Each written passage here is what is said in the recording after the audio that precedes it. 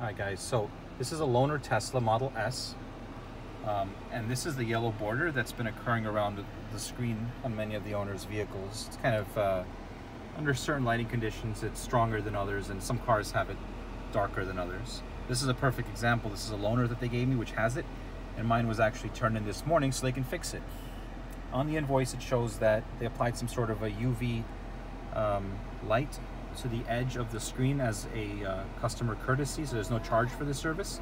So I'm going to pick it up now and let's see how my car looks with the screen repaired. Okay, so I just picked up my car and it looks like they have indeed solved the problem. Miraculously, all the edges, as previously shown, are completely gone. So whatever they did, it works pretty well. Look at that. No discoloration whatsoever. It looks pretty much new. Unless they replace the screen, which I'll never know, but it just stated that the UV light was applied. Looks good.